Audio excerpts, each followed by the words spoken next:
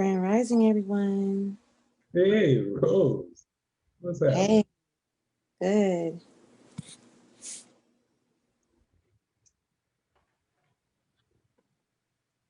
All right, we are live. Good morning, everyone. Welcome to the Good morning. Good Landlords morning. webinar. You are a first-time home buyer or you haven't bought a home in a while, you are definitely in the right place.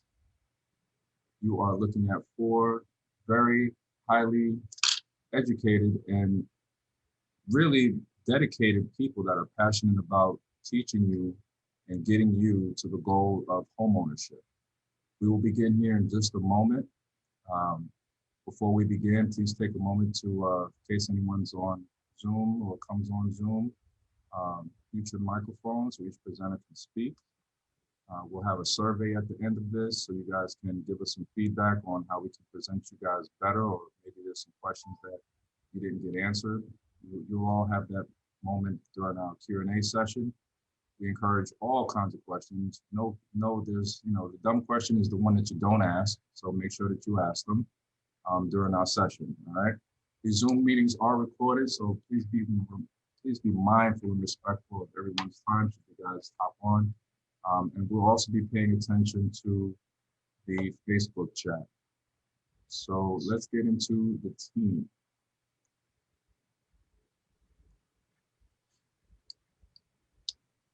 Good morning, everybody. How is everyone this February 6, 2021? We're glad you're here. Thank you to the team for being here. And we will be getting started right now.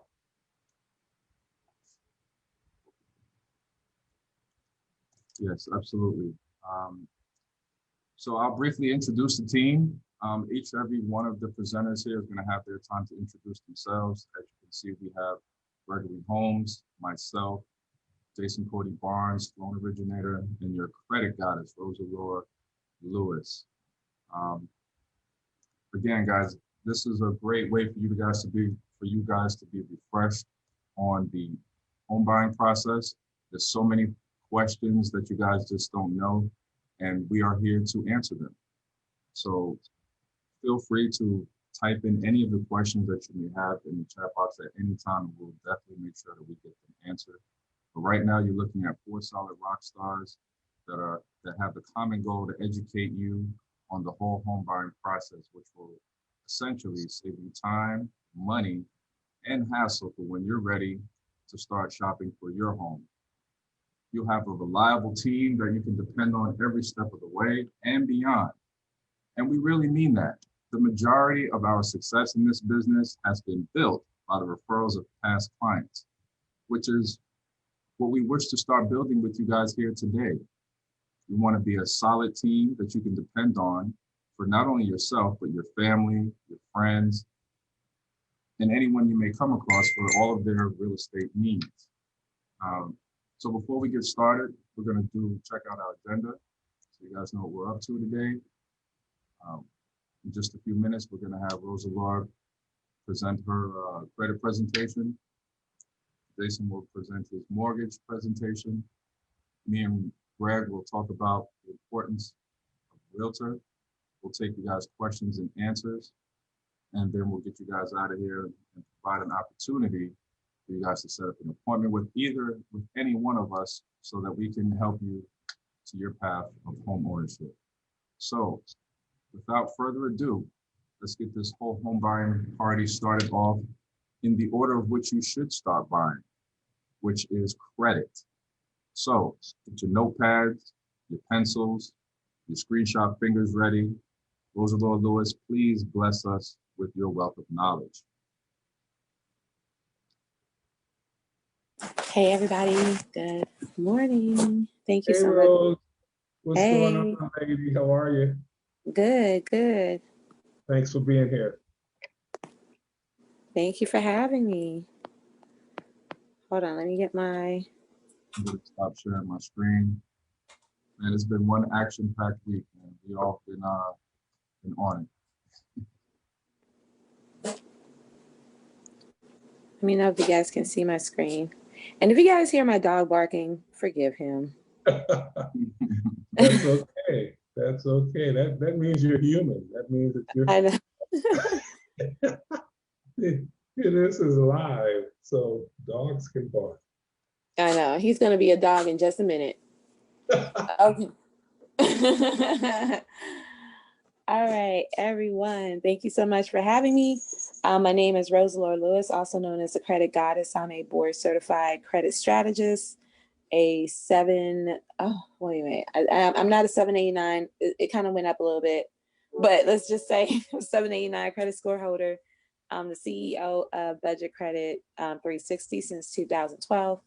FDIC Money Star Smart Trainer, Freddie Mac Credit Smart Trainer, financial influencer for debt.com, financial literacy advocate, and a big advocate for financial literacy, and so forth. So I know you guys are here because you are ready to make that move. So we're going to be moving towards home ownership today. If you guys are here joining us, I know you have those pressing questions like, how do I get started? So thank you guys for tuning in. The first thing that you want to make sure that you have is your credit. Your credit is your character. And also it shows the banks that you're trustworthy, depending on where you are with your score.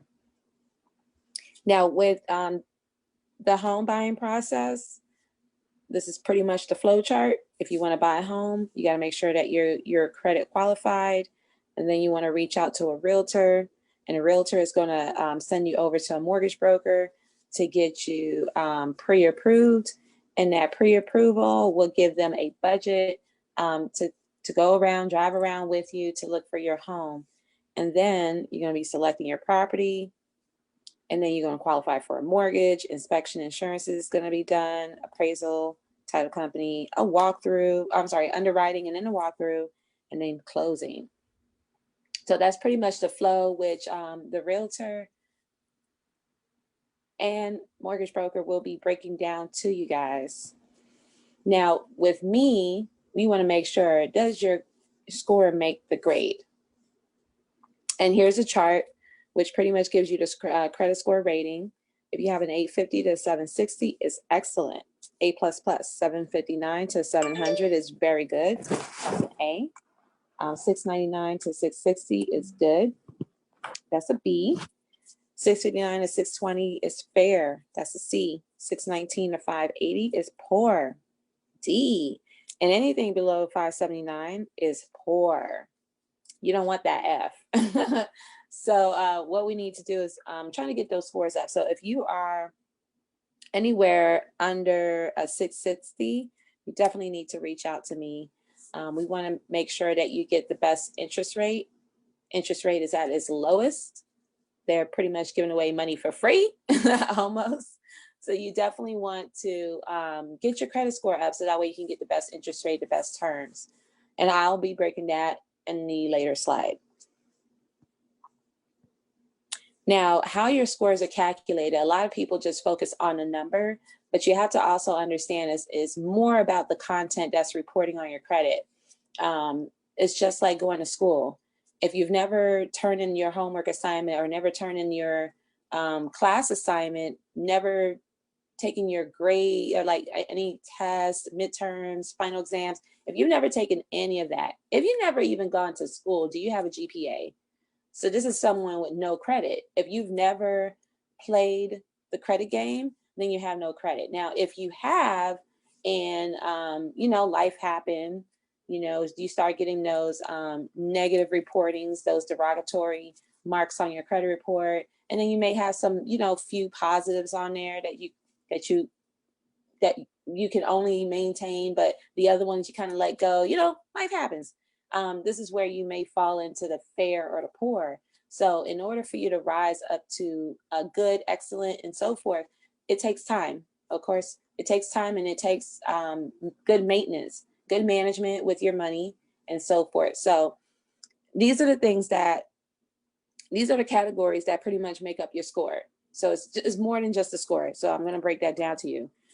So there's 5 categories. You have your payment history, you have your debt and available credit, you have your length of credit history, the types of credit, and frequency of credit.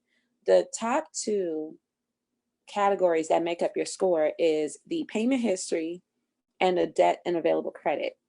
Your payment history makes up 35 points, which equals out to 35%.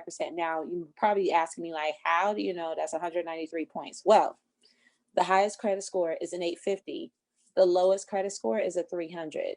If you were to subtract 300 from the 850, we have 550 points that you can gain or lose. Okay, once you start playing the credit game, this is someone going from no credit to credit, but it's either going to be bad or it's going to be good. So what we're going to be maintaining is that 550 points.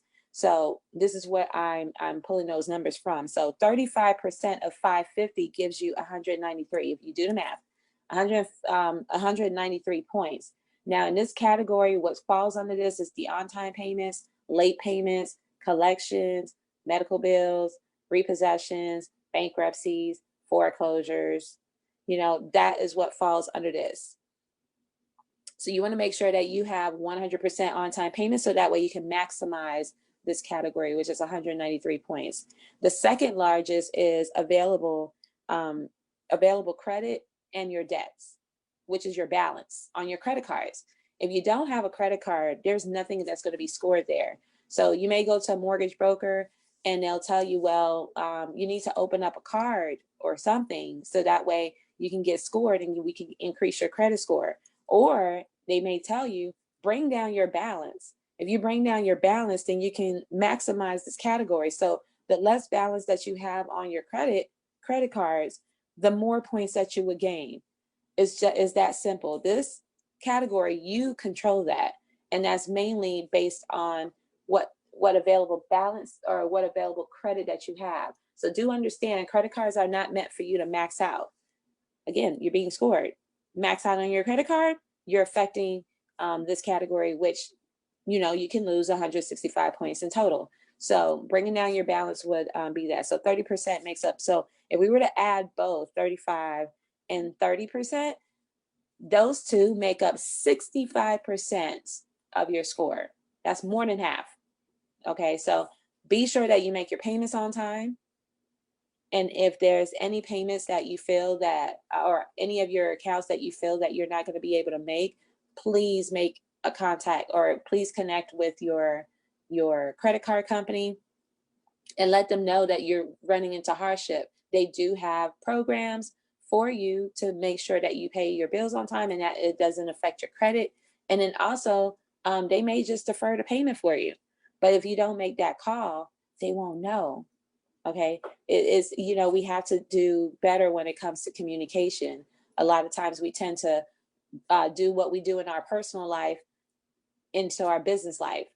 And, you know, when you have in these credit card companies or any of these lenders that you're doing business with, it's business, nothing personal. So let them know, even though we're going through the pandemic, a lot of us are getting cut hours or losing our jobs, but many are not.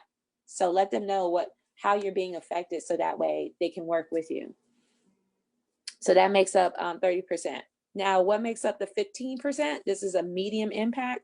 This is the length of credit history, which makes up 83 points.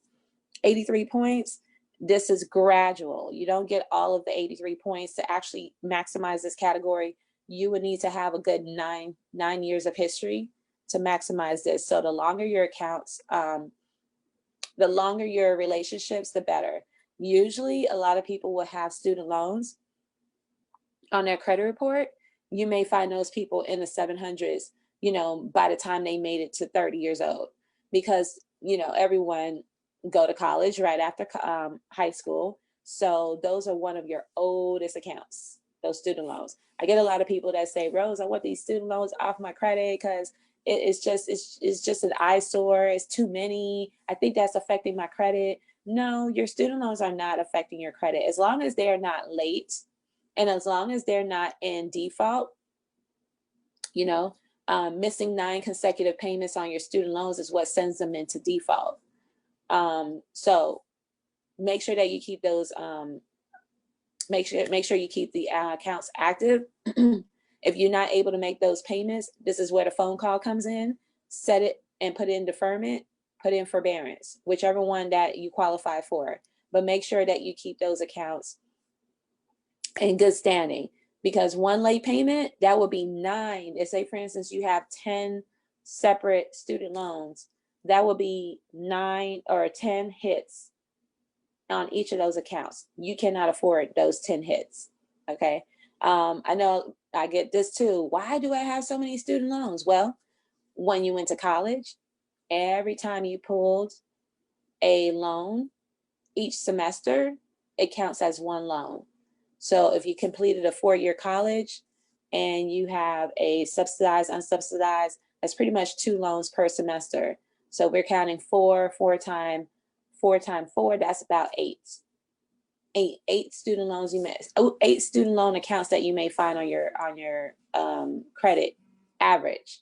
Okay, so it's not bad. It's not bad at all. All right, now this is going to lead to my point of what I'm going to be making on the 4th category, which makes up the types of credit. This is a low impact. You get to maximize 55 points in this category.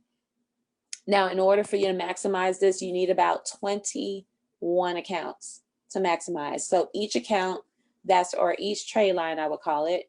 I call it trade lines. You guys call it accounts. Each trade line is about 2 to 3 points.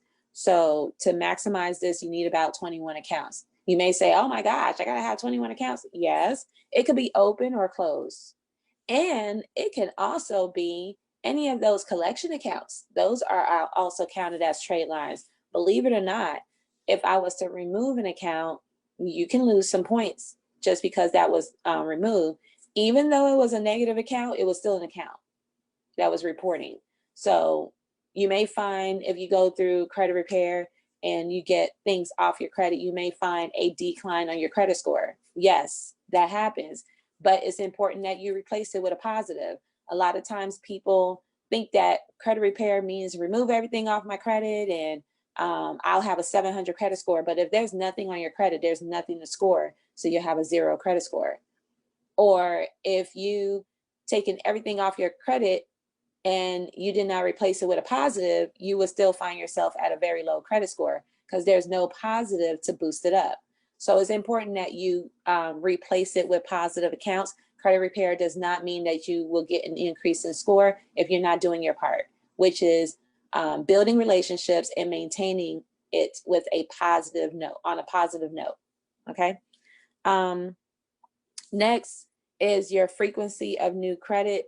This kind of work in the reverse. So the less inquiries you have, the more points you would gain in this category. So this is where your inquiries, your hard inquiries would report.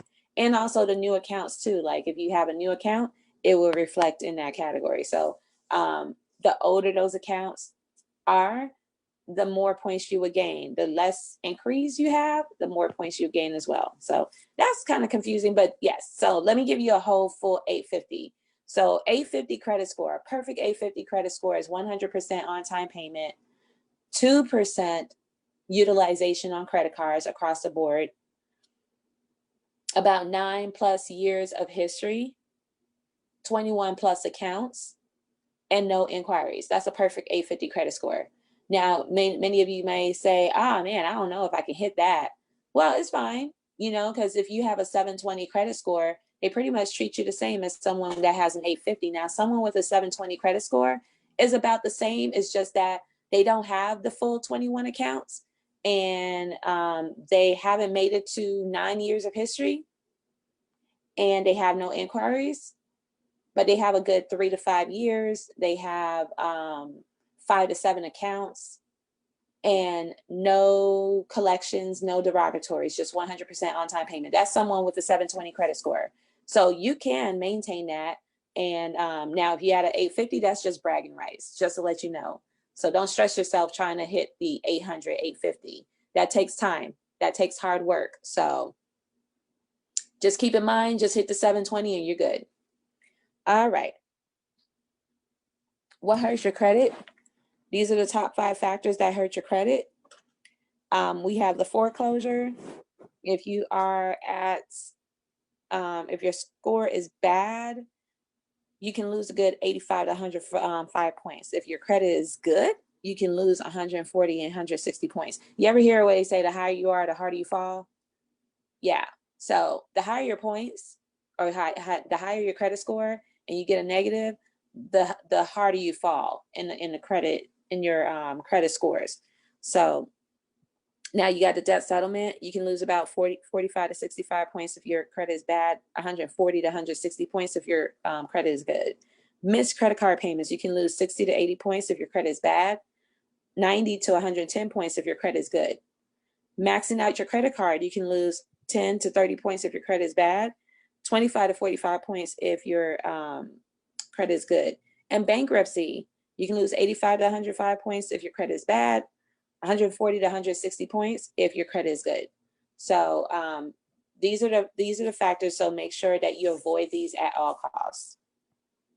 Now I like to do this exercise because this kind of helps understand the importance of having good credit and what it would cost you if you have a low credit score, because it's going to cost you so much money if you just settle with the credit score that you have and not put it in work, or you lost patience and things like that. This is the reason why I say that you need to hire a coach, a credit coach that can coach you along the way. So that way you're not trying to figure things out or trying to listen to others saying that they've done this and they've done that. Listen, everyone's credit profile is different. So what worked for one person and may not work for you. It's like our credit profile is like our fingerprint. Is your own credit journey. So it's good to understand the fundamentals, and you have to understand the fundamentals of credit so that way you can understand what you need to apply for yourself. So a lot of times people listen to others or they'll read into articles and things like that, which is great. Educate yourself. But if you are stuck in a rut, this is when you want to reach out to a credit coach, not a credit repair company, because what they do is just repair. They just take things off. But you need to find someone that is in depth about credit, like myself. You know, I do credit restoration. That's the difference. Restoration is when you repair and you help restore. And in order to understand the restoration, you need to understand how to build. Okay, so it's like building a house, right? You got this ugly house and you want to tear it down. So you hire a demolition company to tear everything down. That's credit repair. Okay, then you need to bring in general contractors to build the house back up, and the whole team. That's when you build up the home. That's restoration. Or if you just gut out the house, get your demo team and gut out the house, that's repair. And then you bring in the people to put the walls and drywalls and paint, put new windows and all that. That's restoration. That's rehabbing. So you need someone to help you with that. So if you guys are in search of someone to help you restore, not more like repair, but you need someone to help you restore, I'm your girl. Or anyone but you want someone that is well-versed in credit. So that way they can coach you and tell you exactly what you need to do for your credit profile. Okay. Just to throw that out there. Because a lot of times we don't know. I talk to so many people and they'll say, I've worked with this person and I've worked with that and just nothing happens and this and that and the other. And it's like, I don't fault them because, you probably worked with a credit repair company. There's not many restoration companies that you will find out there. So that's the difference between the two of repair and restoration. Okay, so now here is a brand new Toyota Camry for $23,000, 5.5-year term that person A and person B was given. So I want you guys to pull out your calculator, because I believe that if you see this visually and if you put in the work, because I'm going to give you guys a formula, if you guys see this for yourself, it will resonate with you as to why. I don't want you guys to just hear what I'm saying. I want you guys to actually plug in these numbers so you guys can see it for yourself. I'm a visual person and I'm hands-on. So I like to follow through because I want to know for myself. But if I plug these numbers myself and I know how to do it myself, then, it'll be like, oh, you know what? When I go and finance something else, I would know how to plug these numbers in and see if this is a good deal or not. A lot of times we end up going into a bad deal. a bad deal. I had a client that I spoke with. She had a Santander, and I'm not sure if you guys have Santanders, but I see so many Santander car notes on credit reports, either in repossession or just a bad note. This lady bought a car for $36,000, and she bought it in 2017. I looked at her credit report, and it's 2021, and she owes $29,000. It's like, wait a minute, but and her payment is $679 a month. And she's been paying that for the past 4 years. Her term is 84 months. I'm like, wait a minute, when are you going to pay this car off? Like, I didn't understand, but I'm going to show you guys how that was a bad term. And she was given a 28% interest too. It's just, oh, that's bad. It just hurt my heart. But here we go. So we got person A and person B, credit score of 730. And person B has a credit score of 599. The interest rate that was given to person A was 1.99% because of their good credit. Person B was given 14.99% because of their fair credit. The payment that person A has is $368.22, while person B has a payment of $513.97.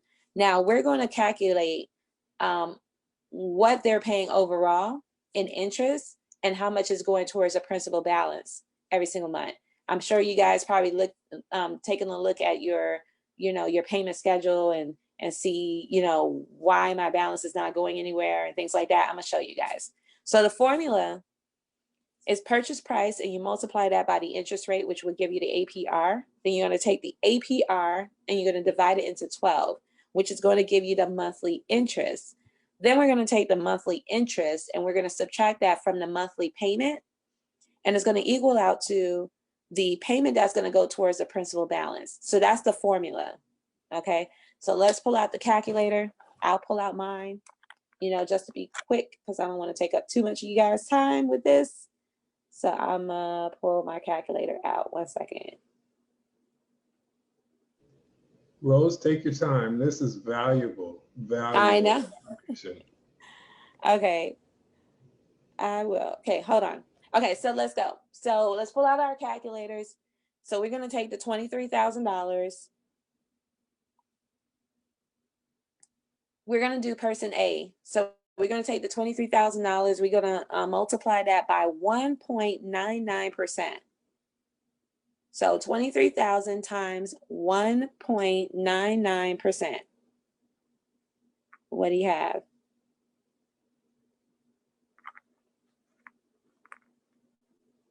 I have $457.70.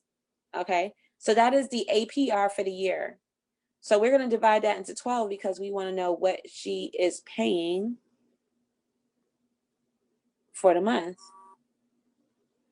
So that's $38.14. $38.14. So we're going to subtract that from $368.22.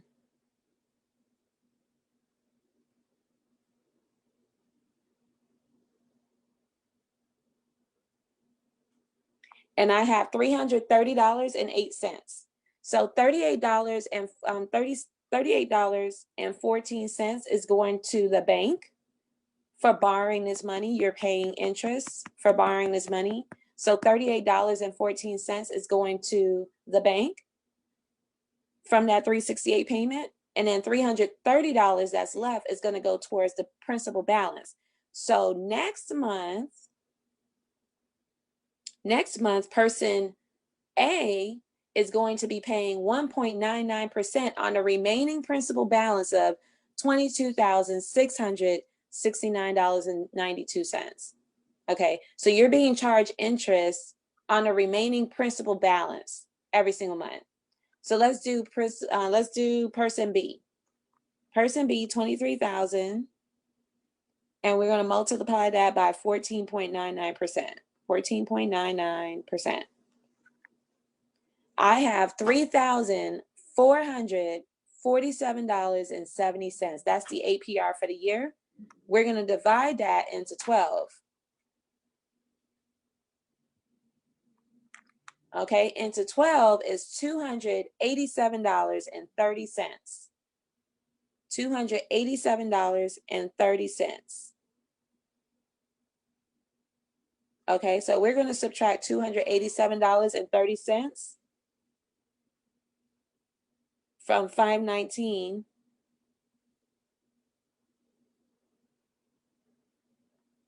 From 513.97. Okay, so that will give you $226.67. So $287 went to the bank from the 513.97 payment, and only $226 is going to the principal balance. Okay, so we're going to subtract that from the 23,000. So they're going to be paying 14.99% in interest on the remaining principal balance of $22,773.33. Now, person A put $330 on their principal balance, while this one did $226. It's $104 difference between the two. So not only are they paying a higher interest, but the difference between what went towards the principal balance is $104 difference. You see how much money that is? So not only are they paying higher monthly payment, they're paying more in interest, and the difference between the two is $104. So here we go. In total, person A paid $1,302.39 in the course of 5.5 years in interest. So if we were to add that on top of the 23,000, they bought that car for $24,302.39. That's including both interest and principal payment for borrowing this money to get this car. While That's person amazing. B, I know, right? While Crazy. person B paid $10,921.44 in interest. Add that on top of the $23,000 that they borrowed. They bought the car for $33,921.44. So $9,616.05 is what person B paid more than person A for the exact same car and the exact same term. The same thing can happen with your credit cards, your mortgage, your loans, etc.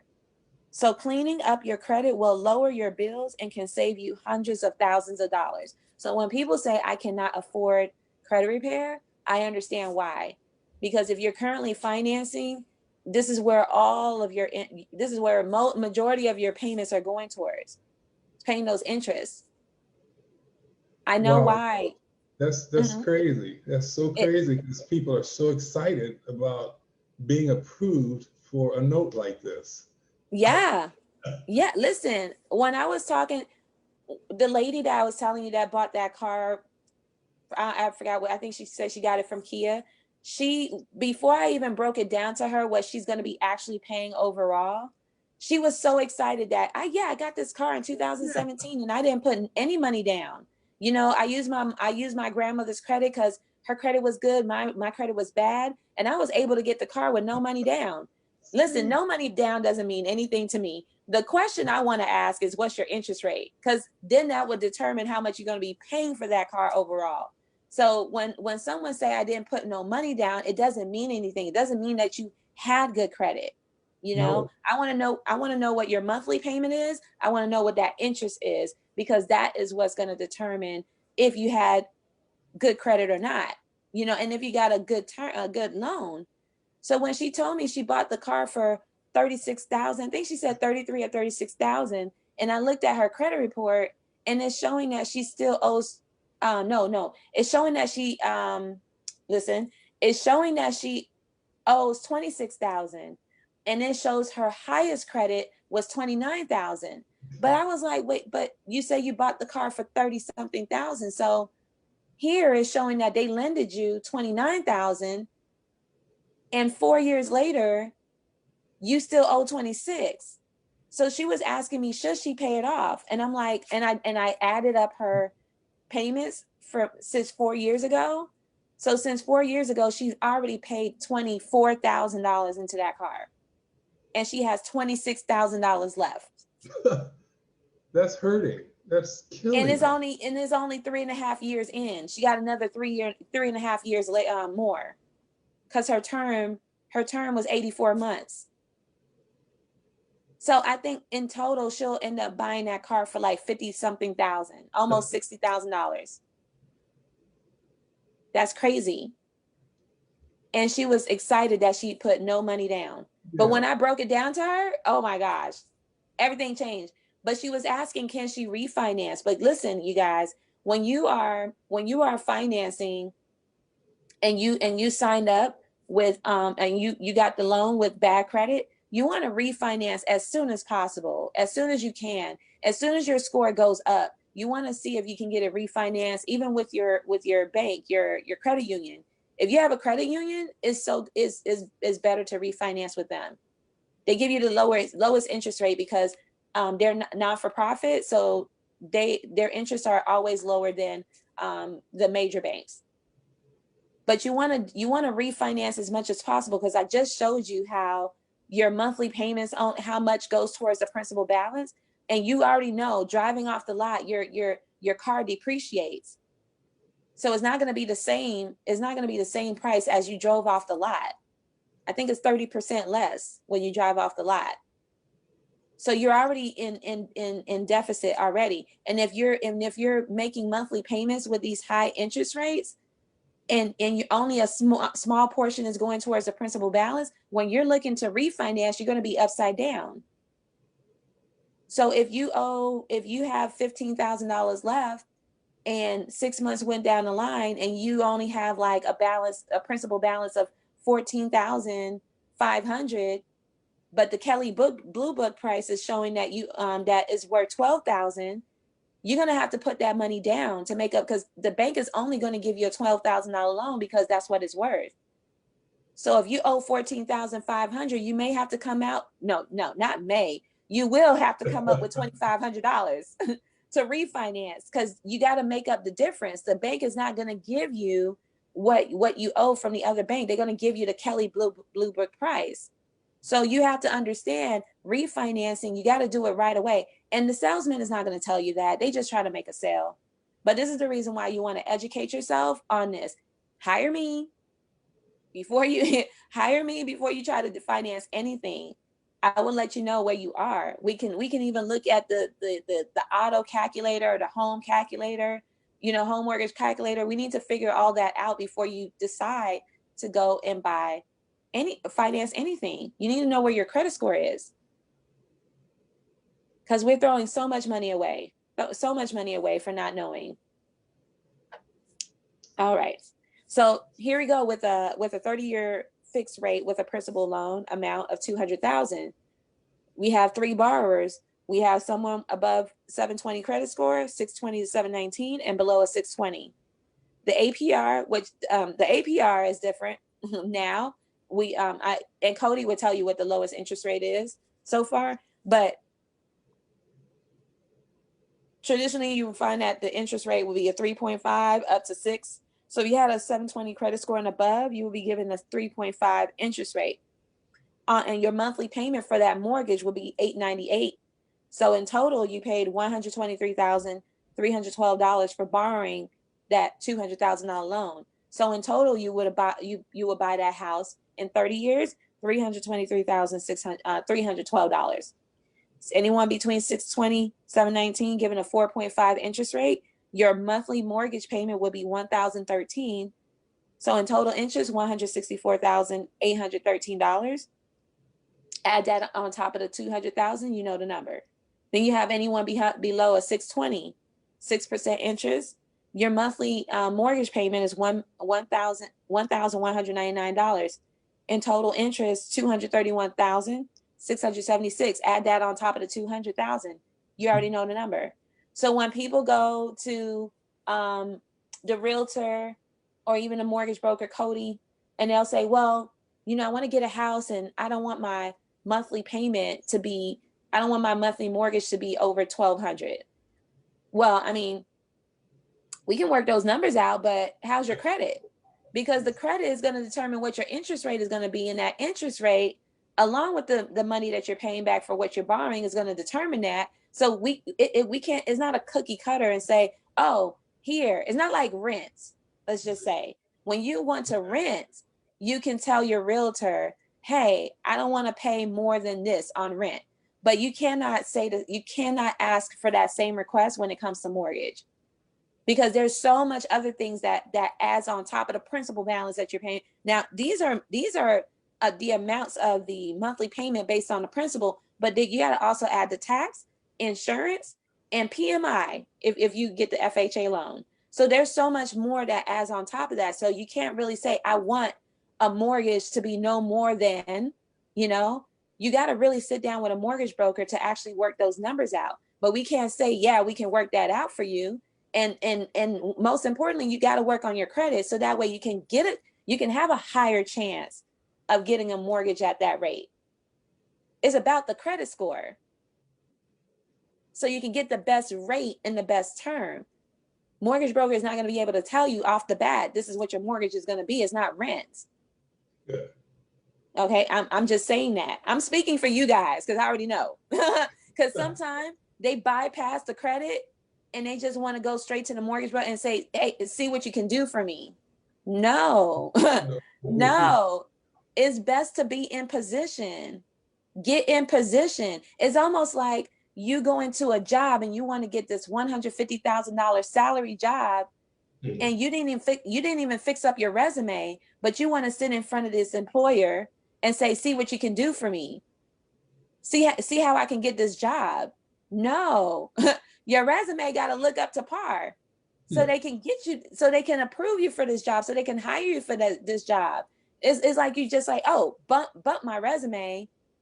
I just want to see what you can do for me. Can you get me in the door? Can you get me into your company? No, it doesn't work like that. You have to be presentable. Get yourself ready. Know what you need to do to make yourself look good in front of the mortgage broker, in front of the lender, in front of the creditor. A lot of times we tend to look at, oh, well, I hear that you can get approved for a bad credit anyway. So, I'm not going to spend this money on credit repair. I'm going to just see who can approve me with what I got. No, let's not do that. 2021, we're not doing this. We're not going to be settling for less. We're not going to be going for the at least I got approved. No, at least you got approved for a bad loan is what I would tell you. So let's work on that. Let's improve ourselves. Let's improve our money management so we can have a better credit score. Because in the game of credit, you have to pay to play. Okay, you got to pay to play. There's nothing free. When you're borrowing, you're paying. You're paying to increase your credit score. But you got to understand how to play the game. All right, I'm off my soapbox. I'm off my soapbox. No, you're Okay. all good, fellas. You're all good. The people need to hear this seriously, because that's the whole reason why we host these things, so people can really understand the power of credit. You're killing it, Rose. Keep going. All right, awesome. All right, so now if you guys decide to work on your credit, because I encourage everyone to work on their own credit. You don't really have to hire anybody. Listen, you don't really have to hire anybody. It's really not that hard. A lot of times we're afraid to do it ourselves, and it's only because we don't know. But once you empower yourself with the knowledge, you'll be confident to know that you can do it yourself. Because from what I know, it is nothing different. And from what I know, there is no such thing as a magic letter. From what I know, there's no magic tricks either. You have to actually put in the work.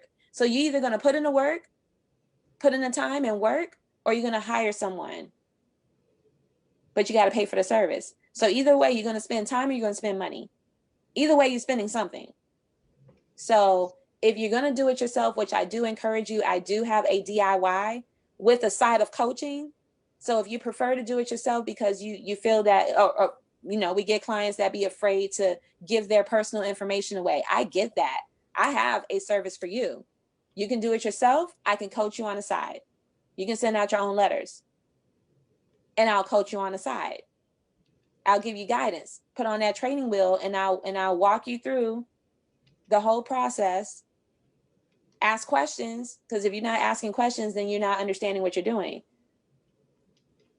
You won't understand what you're doing, because that means you're not putting in the time to research and understand, because with full understanding, if you want to get full understanding, you ask questions.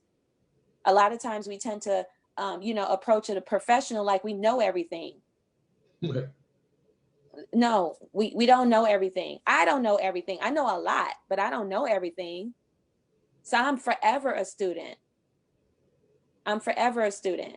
So, and a lot of times we tend to put so much pressure on professionals, thinking that we can execute whatever you're asking for. But again, if you're not in position, you can't make these type of requests,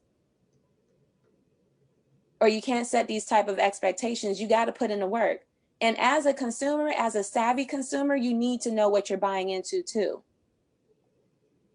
Don't let someone tell you. You need to know. Don't have someone tell you what to do. You need to know what to do. And knowing what to do is if you've done your due diligence, you've done some research, and you understand. So when you come in front of a professional, then you can meet them halfway. You're on the same page. You've met me at my level, and then I can take you higher by just pouring into you. But don't come in empty-handed, not knowing, and then someone is telling you what to do and you go by that. Because how do you know who is knowledgeable in what they know and do? And this is how sometimes we just throw our money away, or we risk, throwing our money away because we go by what someone says. As consumers, we're attracted by the shiny syndrome object, right? Right? Yeah. That happens. Yeah. Mm-hmm. But don't, everything glitter ain't gold. So you guys have to understand that as a consumer, be a savvy consumer, be an educated consumer. And again, I'm out my soapbox. Okay. The do's and don'ts of credit repair. Now, before you repair your own credit, you have to understand the laws. You know that there are laws for your protection. Okay. A lot of times these items get removed off your credit because they are in violation or they're not meeting the law. Okay. Again, like I said, there is no such thing as a magic letter. There's no letter that you can send and everything gets removed off your credit. It doesn't. What helps support the removal is the fact that they're in violation. So you need to know these laws. The FCRA, the Fair Credit Reporting Act, states that anything that's on your credit has to be 100% accurate. It has to be 100% complete, and it has to be 100% verifiable. All three. If they cannot verify it, meaning if we're trying to get a collection off your credit report, what the bureaus do when you send in that dispute letter to open up the investigation, what the bureaus do is they contact the furnisher that furnished this information about you. If they cannot be reached or their doors closed for whatever reason, or if they're not even licensed in your state to even collect, if they're not meeting any of those requirements that were stated on that letter, guess what? It cannot be reported. So that means it gets removed off your credit report. That's how things get removed. It's not because of the letter. Did you read the letter? Because if you read the letter, you would have seen the request that it was asking the bureaus to do in their investigation. So when they called the furnisher and the information cannot be verified, or the account was incomplete, meaning that there were some sections on the account that was reporting that wasn't filled out. If it's not 100% complete, it cannot be reported. Or if there's any information that's on there that's inaccurate, like if the dollar amount was inaccurate, if they said that the account was closed when indeed it was open, or vice versa, or if they said that the account is even in dispute or not in dispute. It's so many things that make that we put into the letter for them to verify, to give them other reasons, or give a reason for it to be removed. Now, let me tell you this. Just because it's removed off your credit does not mean you're no longer obligated to the debt. Because guess what? if they removed it because they couldn't verify it, there are some collection companies that actually have subsidiaries. What they'll do is pass it from one of their companies to another, and it gets reported right back on your credit. So a lot of times, and listen, and they're raising up their ante every year. The industry is changing because what they're doing is, first of all, the credit bureaus are not your friend. Let me just tell you that. They're not your friend.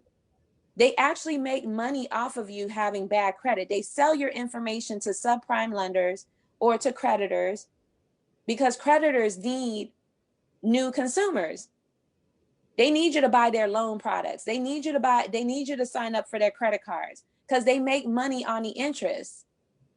That's how they make money. They make money on the money they borrowing from, lending to you up front. That's how they make their money. And if you have bad credit, they can up that interest rate. As I already showed you, they can up the interest rate and they can make money off of that, off of every payment that you make to them. They do not make money off of people with good credit. As I showed you, someone with good credit didn't even pay much in interest, as opposed to someone with bad credit, how much interest that they paid. So they do not make money off of people with good credit. So do understand that the credit bureaus are not your friend. So if you are disputing anything and you're not getting the results, guess what? That is all part of the plan for you to give up. For you to give up. Because if you don't understand what you're doing and you have this expectation that if I hire this person or if I send in this letter that this is going to come off next month and my credit is going to be at a 700, and then a month later, nothing that you expected showed up. So now you're upset, now you're frustrated, and now you're saying that this credit thing don't work. Now you're going to pick up the phone and call them to see if you can settle. Guess what? Calling them does not help your credit score. Paying off that debt does not help the credit score. In fact, oh, there's my dog. In fact, paying off a debt will actually lower your credit score. It will actually lower your credit score because what happened, what you did was you woke up the sleepy giant. Anything within 2 years is what's calculating in your score. If you pay off a debt from 4 years ago, you just woke up the sleepy giant. You paid it, and guess what? Now it's going to reflect today's date, and I just mentioned anything within 2 years is going to calculate in your score. So now it's going to have today's date, and now it's factoring into your score because it's within that 2 years, and your score dropped. Why? Because it's still a negative account, even though you paid it off. In math, they teach you a negative and a positive is a negative, a positive and negative is a negative, a positive and a positive is a positive, and a negative and negative is a positive. Is a negative account. It's a negative account. The positive is that you paid it, but it's still a negative account because it went into collection. It's still a negative account. So do understand that just because you paid off the loan is not gonna help your credit. And it still will remain on your credit as paid in full. Yes, that's a positive, but it's still a negative account because it's a collection. Okay. What you want to do if you're going to pay off any type of debt, negotiate that if you pay it, they will remove it altogether because you don't want it to report at all. That's a negotiation. See, when you're hiring a professional and they know what to do, this is what we would have done. We would have done a pay to delete. You don't want to just pay it and you didn't ask them to delete it. Okay, so understanding that. Now that is all in the DIY if you want to do it yourself. I have that if you want it available. It is available.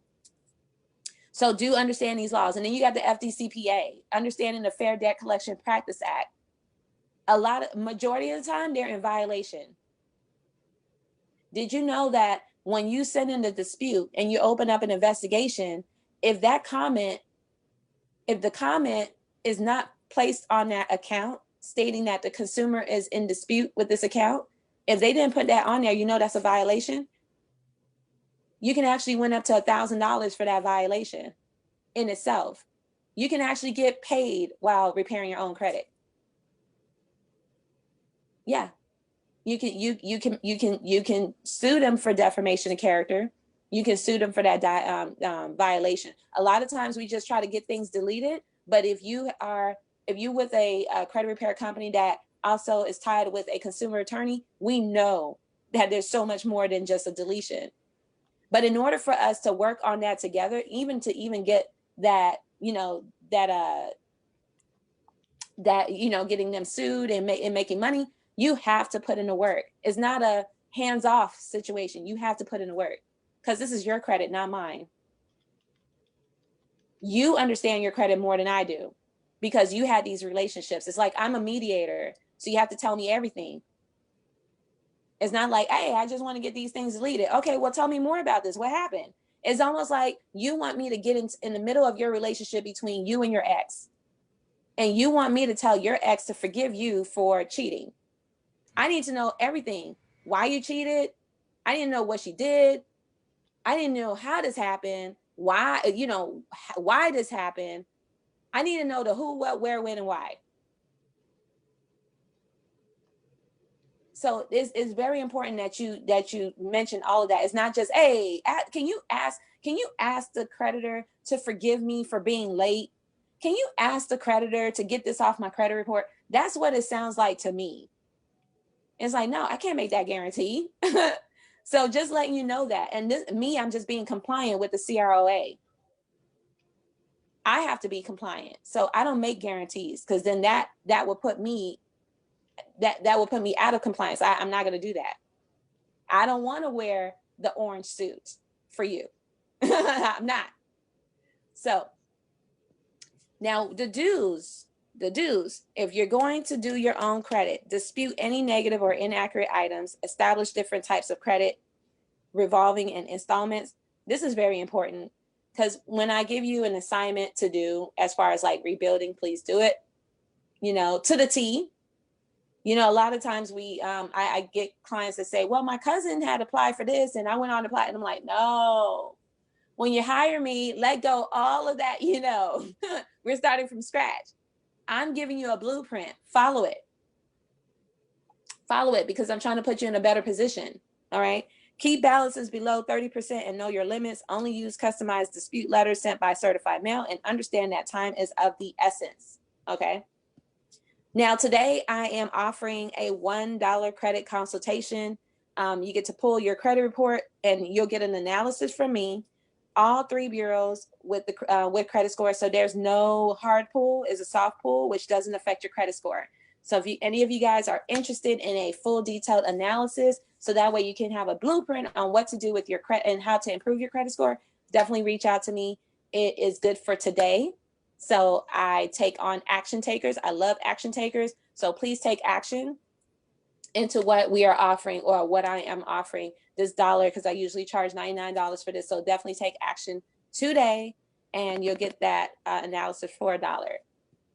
So I thank you guys so much for listening and hearing out my soapbox.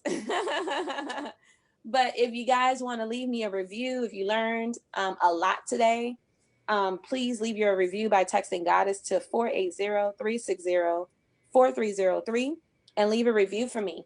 And you can also visit my website at yourcreditgoddess.com. And you can also text my number at 888-557-5778, especially if you want to schedule. If you want to schedule that consultation with me, the number is down there. So thank you so much for having me. Thank you guys. You guys have a wonderful weekend. Thank you, Rose. So much, Rose. You're welcome. Guys, I hope you all took advantage of that.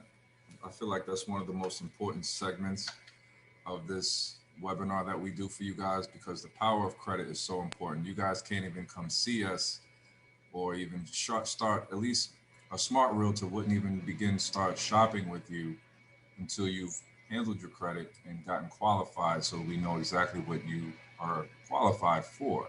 So we guys hope that you really took notes, you took advantage of that, of all of that valuable information that you just shared. Next we got coming up is Jason Cody Barnes is going to let us know how the whole loan mortgage process works, which is the next step after you've gotten your credit to where it needs to be. Once you've gotten to a point where you're qualified and now you can go and apply for a loan. This is the next step that you'll do before you come see us. You want to go and get pre-approved with your lender. So Jason, Come on and bless us with your wealth of knowledge, sir. All right. Hey, All right. what's going on, Cody? Hey, everybody. Let me get this up. All right. Can everyone see that? Yes, we can. Cool, cool. All right. So my name is Cody Barnes. I'm with Cross Country Mortgage.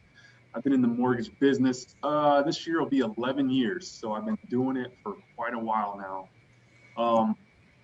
We'll touch on some high level stuff. We'll go over a few things on the real estate side that James and Greg will, really nail down. We'll go over some high level stuff on the side that Rose, already went through.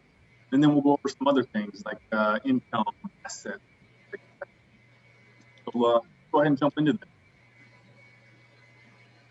So the first thing I really want to touch on is,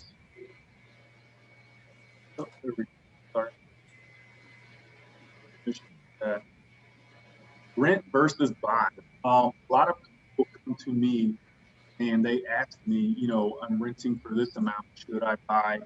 Or I'm renting for this amount, how much will this home cost me if I bought it?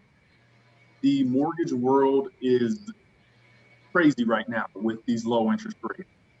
I am seeing so many people getting into home and their mortgage payment is a lot less than what they're paying in rent.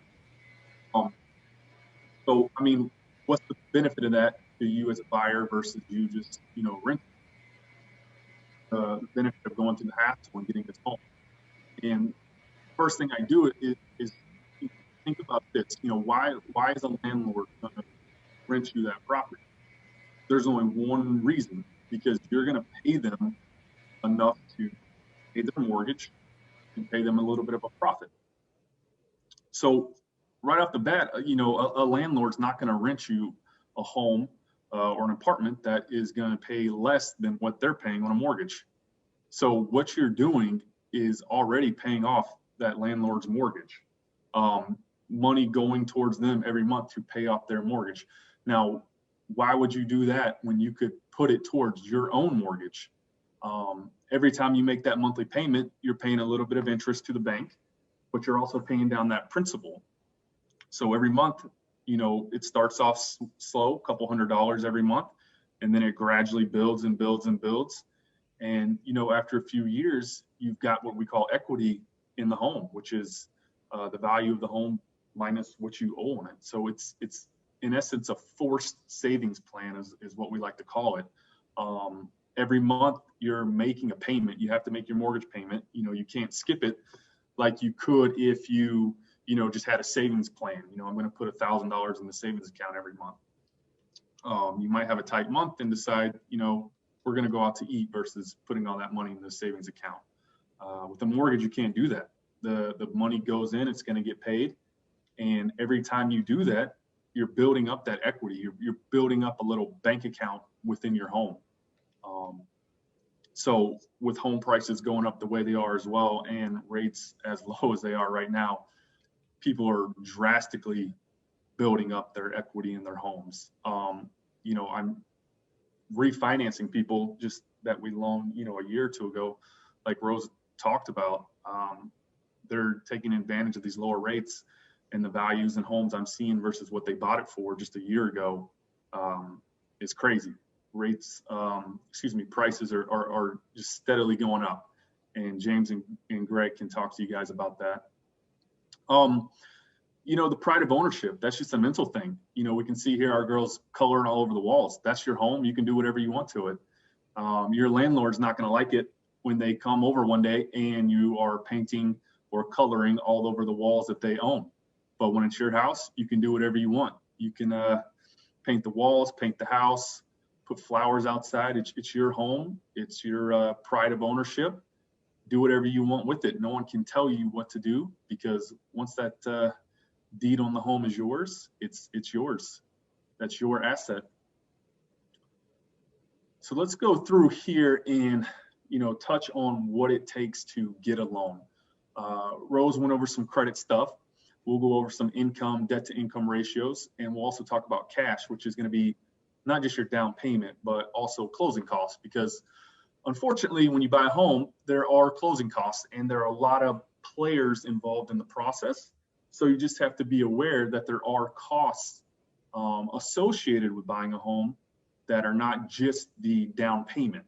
A lot of people think it's just that down payment, but there are also fees that go into it with all these other players involved, and we'll touch on all those as well. So credit, Rose went over that in depth. We obviously look at credit as a lender. That is going to show us what you've done in the past. And if we're going to loan money, obviously we want to see that you've borrowed money in the past and paid it back on time. And in a nutshell, that's what your credit score is showing us, that you have used credit in the past, which is borrowing money, and you've been responsible in paying it back on time, and in full if you've paid it off, et cetera, et cetera. Obviously, the higher the scores, the better it is for you on the mortgage side. Now, Rose touched on this as well.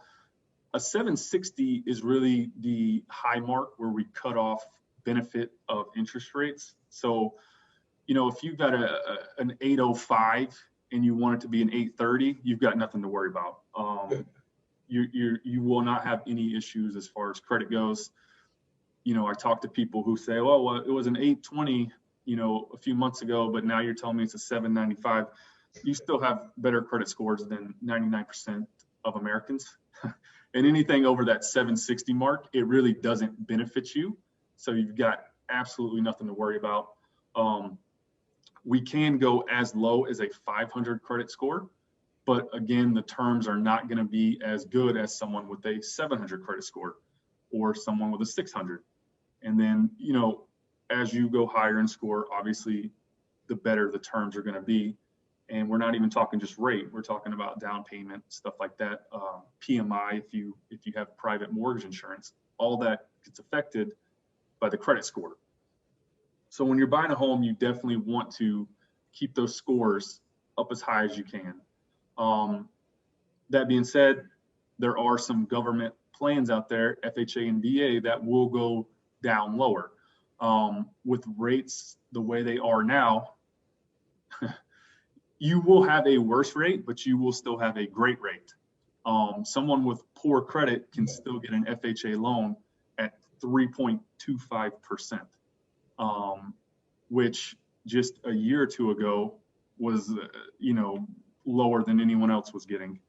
So the way rates are right now, getting a quote unquote higher interest rate is still historically an insanely low interest rate.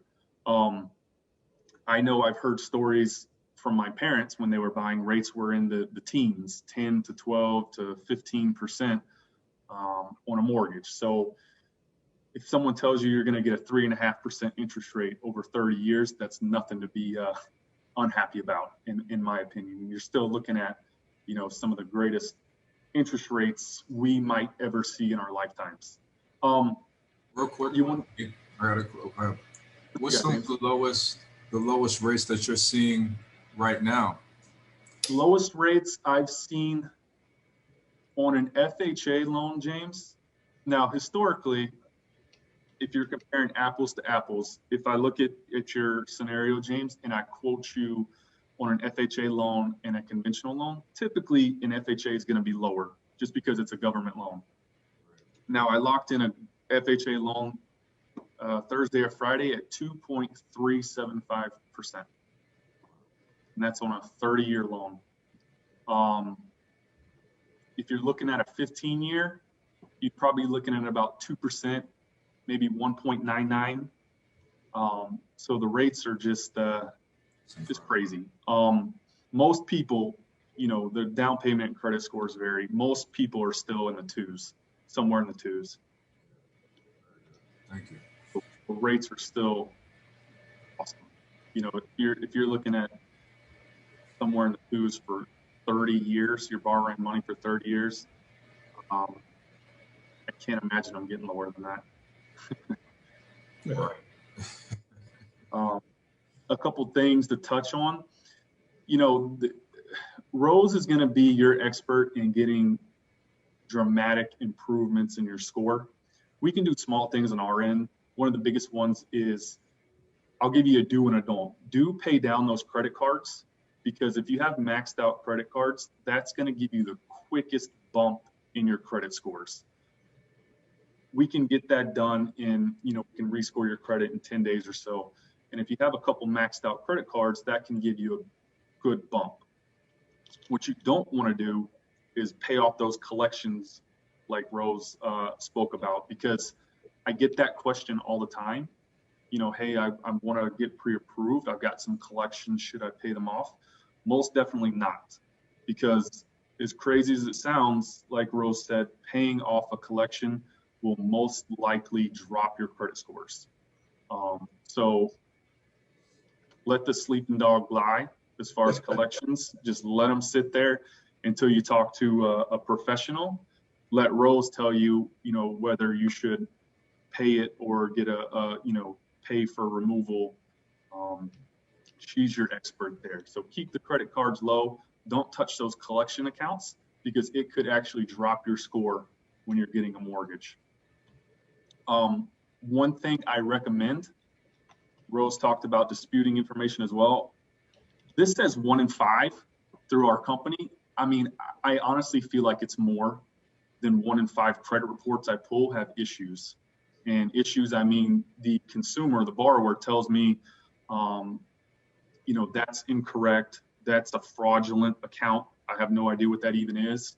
I have no idea why I have a collection from Pennsylvania. I've lived in Florida my entire life. Why do I have a utility bill collection from Pennsylvania? Unfortunately, identity theft is a big issue nowadays, and especially Florida is one of the worser states out there. We're a nationwide company. We see statistics. Florida is a very bad state for identity theft and fraud. So you want to monitor that credit, because I see it. You want James and Greg to show you homes, but they're going to want you to get pre-approved, but you're going to feel like it's a waste, because you always pay your bills on time. There's no way I have issues with my credit. I've never missed a late payment in my life. You find your dream home, I pull your credit, all of a sudden you've got some derogatory accounts that you never knew about that aren't even yours. And now you just missed out on your dream home, because it takes time to fight and dispute those and get those removed. So you want to stay on top of it. You want to get it done as soon as possible. Even if you've never missed a payment in your life, things can come up that are not even yours. So it's definitely something that you want to stay on top of. Down payments. Let's jump into these. If you are out west in what we'd call a rural area, you can go as low as a 0% down payment. We do not see them often in Palm Beach County, Broward, Miami-Dade. They're more out west in rural areas. But you can also do a 0% down on a VA loan, which is if you're a veteran. Great program, low interest rates, no down payment, no PMI, monthly PMI. VA loans are awesome. If you don't fit into that bucket, you can still go as low as 3% down. Now, Fannie Mae, Freddie Mac, you hear about them on the news. They back the majority of loans, and they will let you go as low as a 3% down payment. It's an awesome loan program. They're great with interest rates. And then beside that, we also have an FHA loan, which is 3.5% down. They're great with interest rates. They're more lenient with credit. So a lot of people still have that mentality from back in the day where I have to have a 20% down payment, and it's just not true.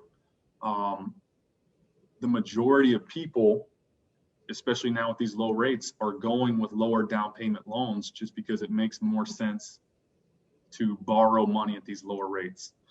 So you do not need 20% to buy a home. You can go as low as 3 to 3.5%.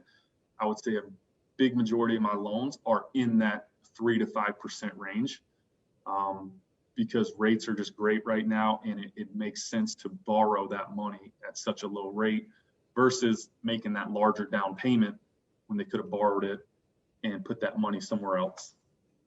Now, if you're doing what we call a jumbo loan, things are a little bit different. They're larger loans, so they have more strict terms. Obviously, a bank that's loaning, 200,000 versus $1 million, they're going to be a little more concerned about that $1 million loan. They want that buyer to be, steady.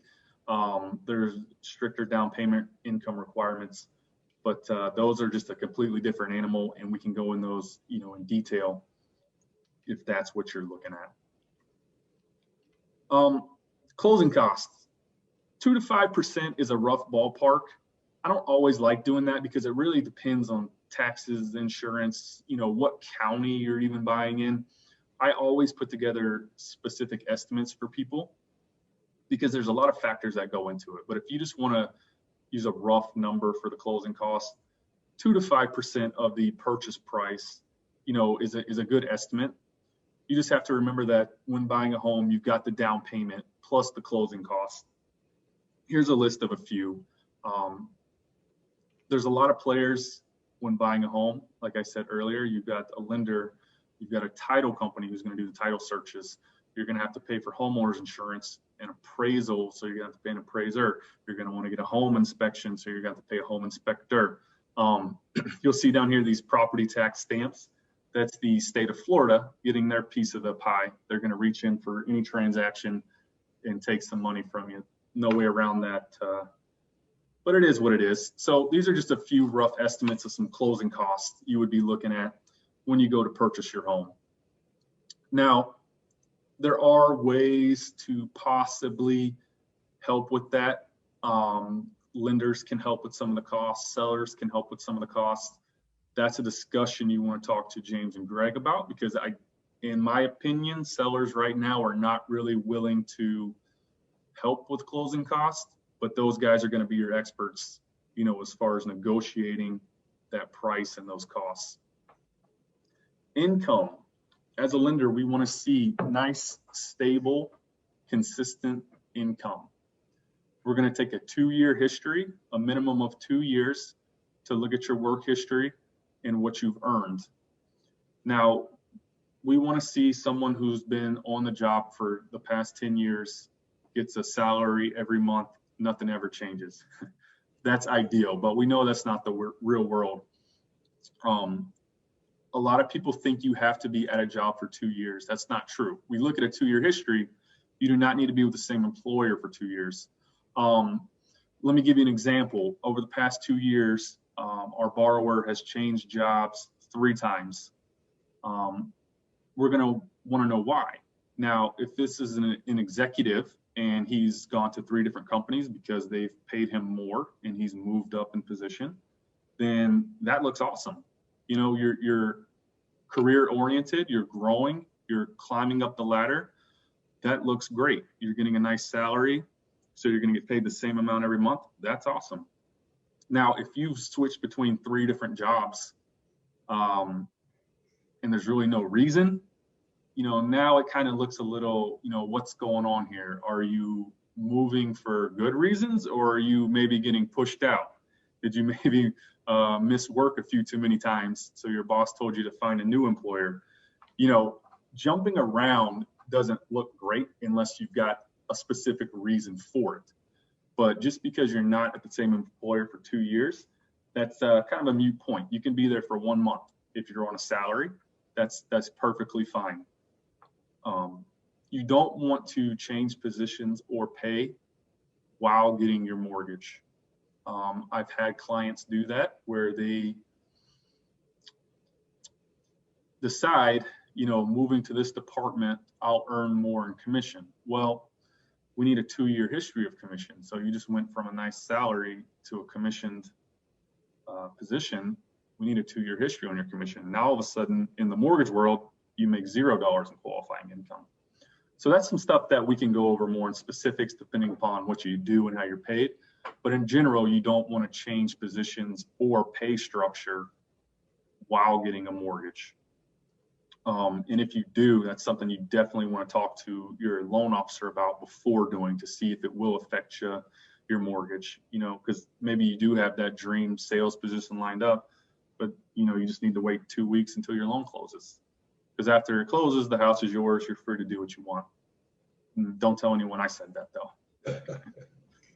And roughly what we call debt to income ratios is what percentage of your income goes towards the monthly payment on the new home, plus everything that's reporting on your credit report.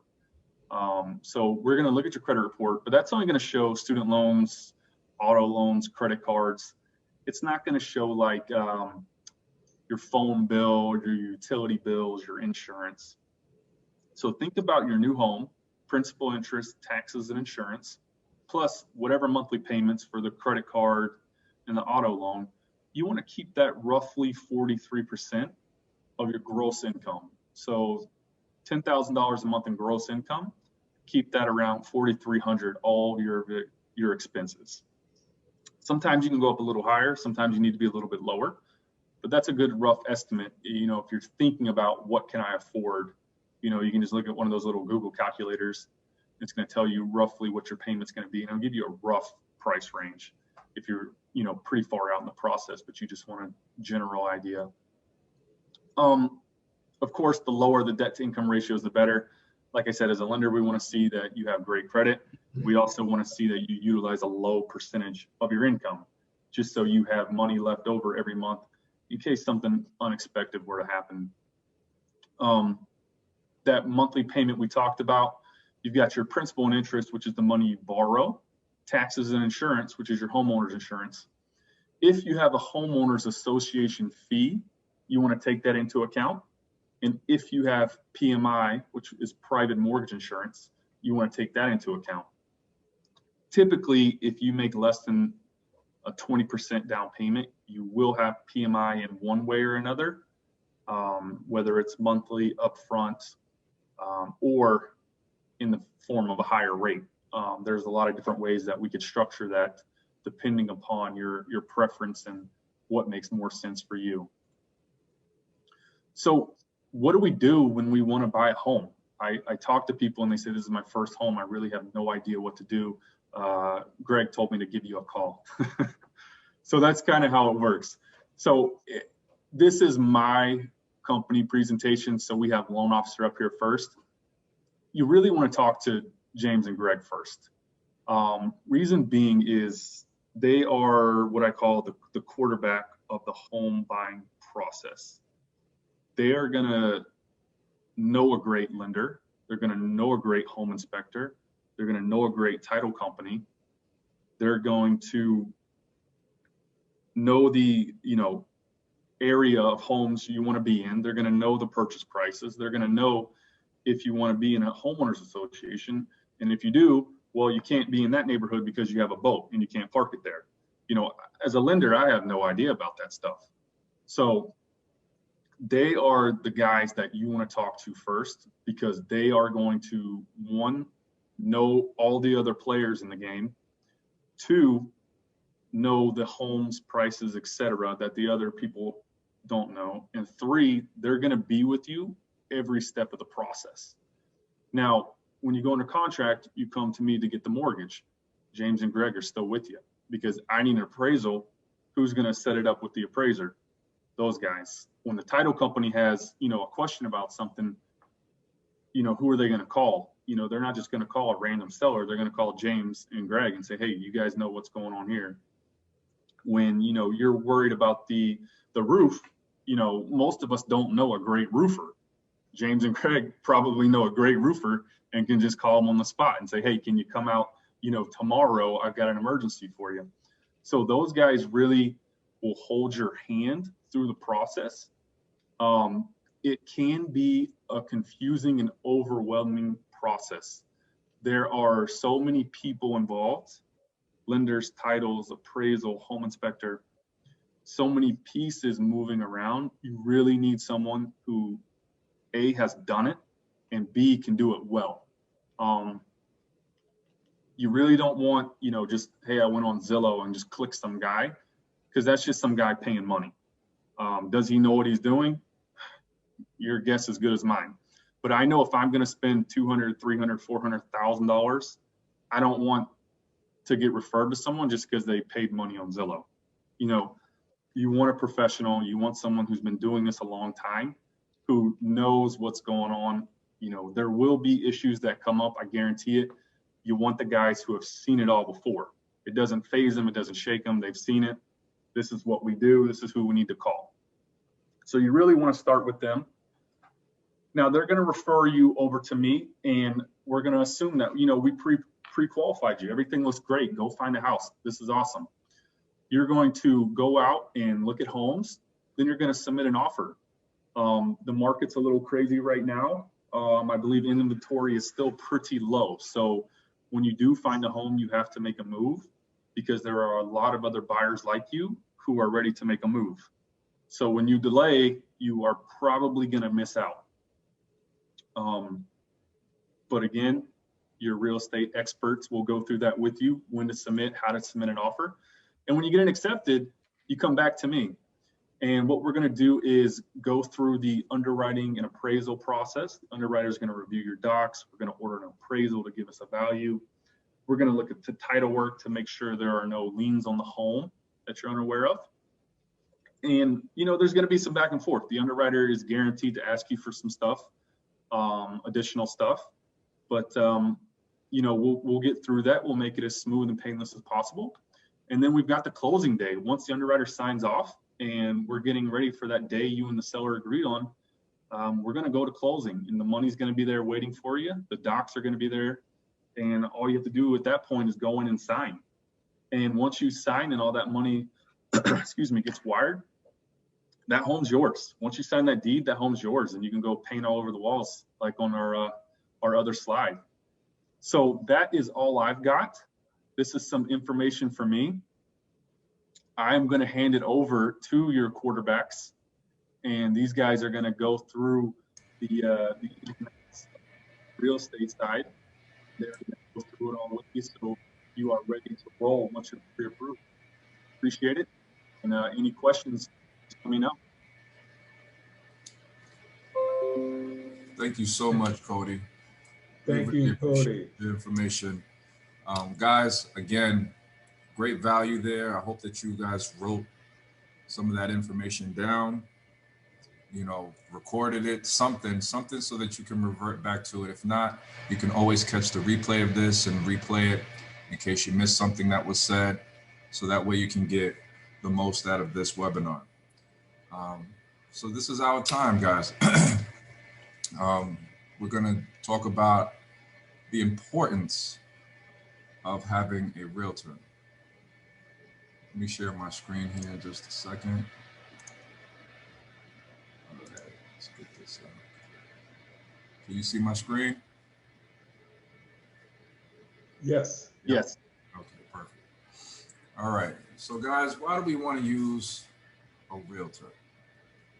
You know, well, just a quick comparison. It's kind of like you guys going out to perform your own heart surgery if you need heart surgery. Yeah. You're just not going to go do that. You want to get a professional so that they can guide you properly. As Cody mentioned, you know, we are, you know, your quarterbacks to this whole home buying process to help you get you to your goal.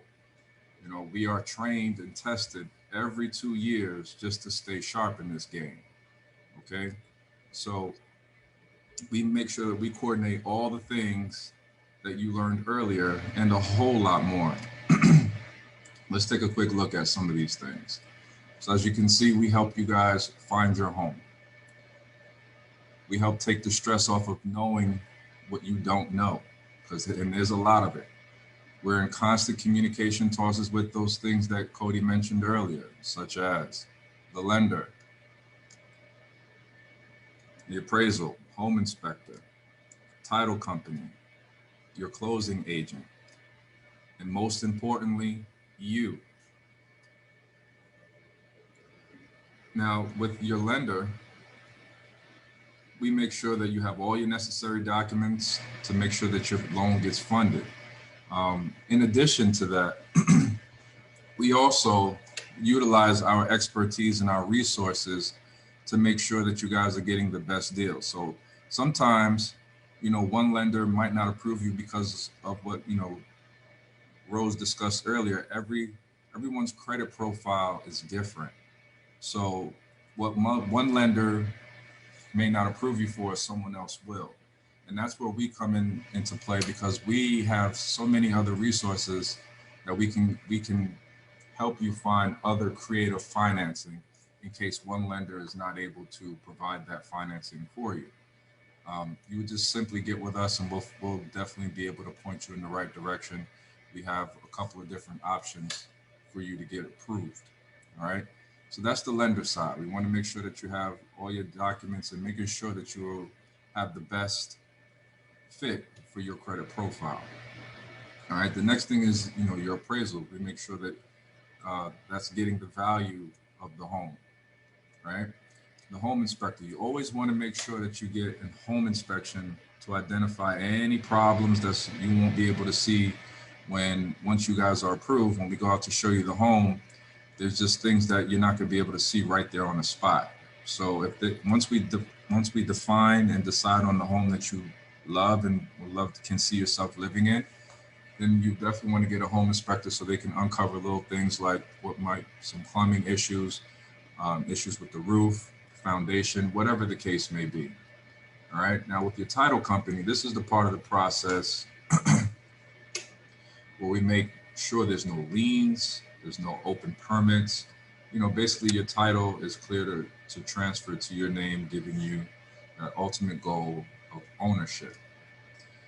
Your closing agent. This is where it gets exciting. We're finalizing all your documentation to help you get you to your goal. That's our happy day there. And most importantly, when we say that, we're constantly talking to you to discuss what you see on your screen there, your needs, your dreams, your concerns, your questions, finances, your time, and basically your life. And what we mean by that is it's going to get very personal. And in some cases, it can get very frustrating. All right. So we need you to really be prepared for that, because this process, you're going to have a lot of obstacles. And just like in a post I put the other day, but if you have the right team with you, we can help you overcome all of those obstacles and help remove that stress that comes with, the process of home buying.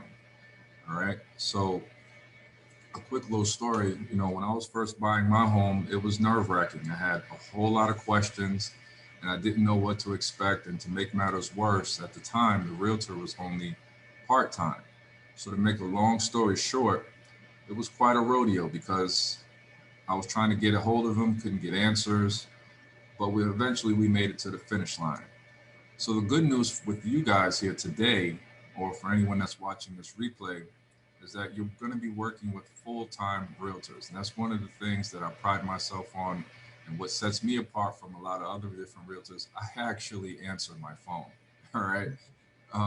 You'll find that, as you go and you're finding other realtors, or even think about the experience when you're trying to get answers and you just couldn't get anyone on the phone. I'm a little different. I actually answer. You can text me, you can call me.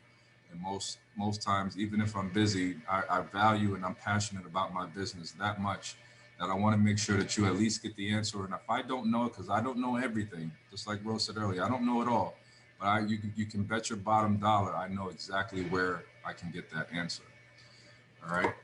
So I say that to say, it's all part of the process, as far as going through hurdles. But if you're working with full-time realtors, we help you make that a lot more seamless. All right.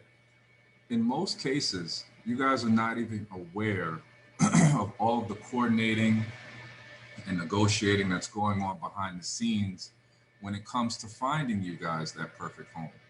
You see, we understand that buying a home is probably the biggest purchase you'll ever make.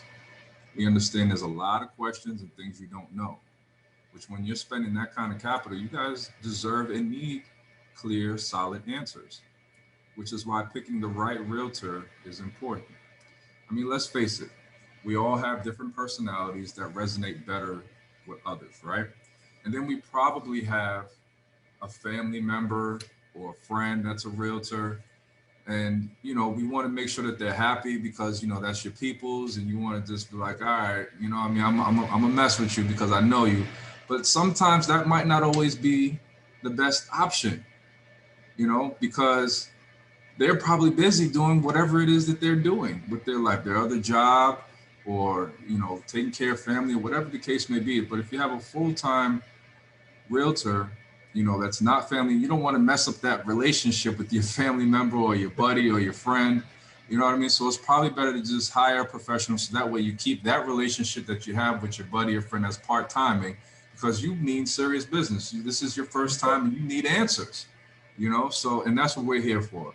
We're here to make sure that you get those answers, and to make sure that, you know, you're informed on and up to date with the local inventory, the laws, the rules and regulations. Those all things change, especially now with COVID. We're in the middle of a pandemic. So those things are always subject to change, especially when it comes to the lending side and some of the rules, because us as realtors, we had to shift. You know, when it came to like showing you guys property, we had to adjust, you know, to some of the laws. I know I have a listing right now. I mean, it's different now. Like, just to come see the property, you have to make sure you get your temperature taken.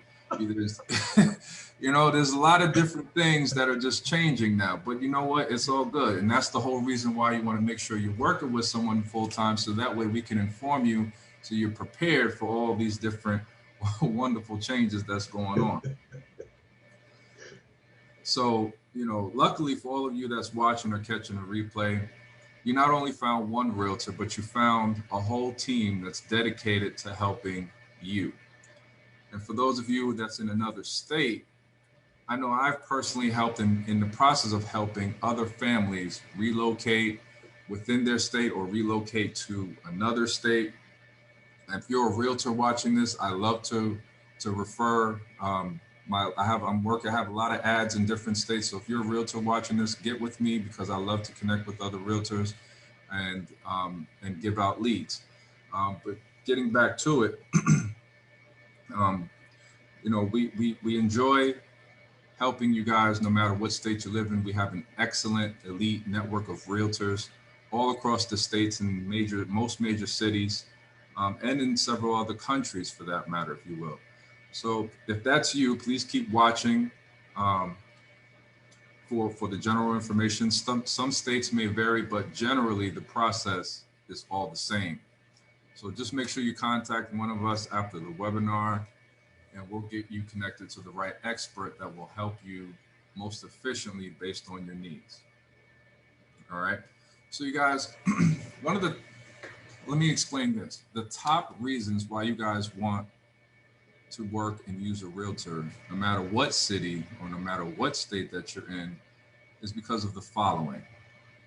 We adhere to a strict code of ethics, of ethical standards that are set by NAR. And for those of you that don't know what NAR is, that's the National Association of Realtors, right?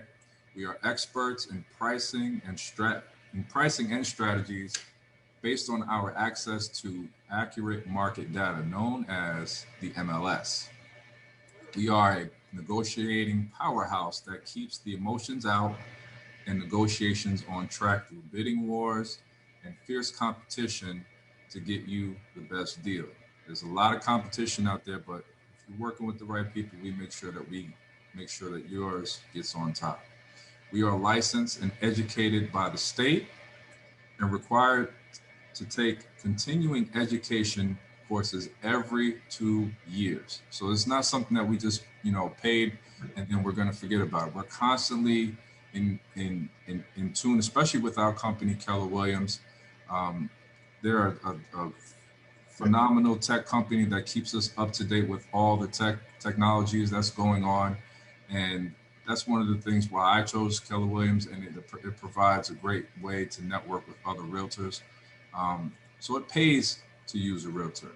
You see, as a buyer, it saves you time, money, and hassle, because you're dealing with a professional that knows how to negotiate. And guess what? This is the favorite part for you guys as a buyer. It's no out of cost to you. The seller is the one that pays the commission. So that's like one of the best parts. And here's the good news. Once you found the right realtor, you've earned a professional friend for life. you'll be able to seamlessly help your family, your friends' family, whenever any kind of real estate need comes up. So why use a realtor?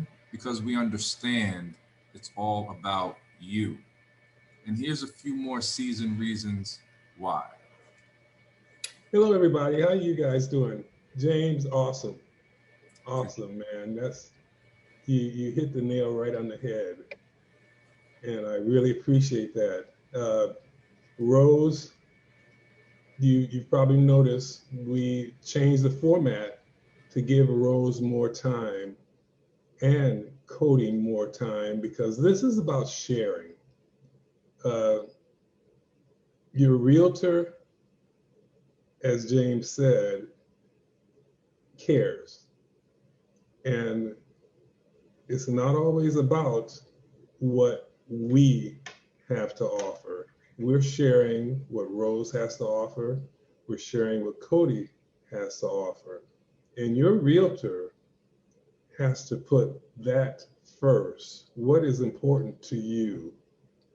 And I want to thank the realtors that are listening to this, because if this inspires you to give your clients what they need, if this inspires you to be more aware of their needs, if this inspires you to put on one of these first-time buyer seminars, do it.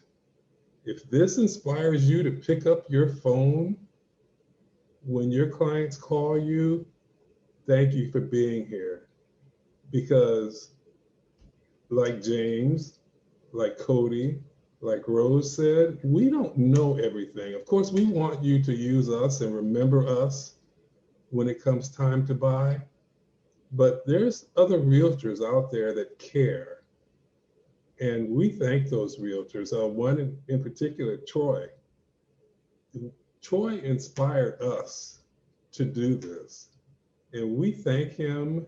And if we can inspire any other realtors to generate this type of service, that's what it's about.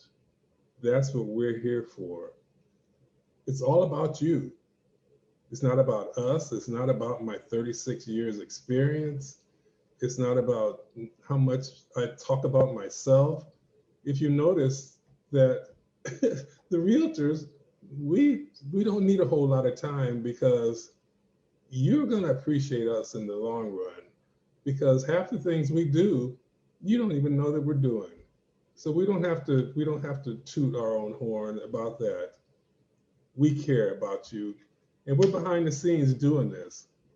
We're not going to have a whole lot of time to talk about the process, but I just wanted to let you know that your realtor is important. Choose wisely, as James said, because we're not all the same. There's different personalities. People are different for different reasons. People, everybody has different personalities. And not everybody is going to rub you right. And that's fine. But make sure that you are important to your realtors. We'll be behind the scenes and in front of every step of the process. We'll be checking off all the boxes, as James said, your needs, your dreams, your concerns, your questions. We're going to make it all work, and we're going to connect all the dots and make it the whole process obtainable to you.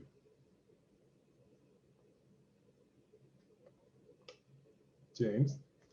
And here's how we connect those dots. We do that with a process.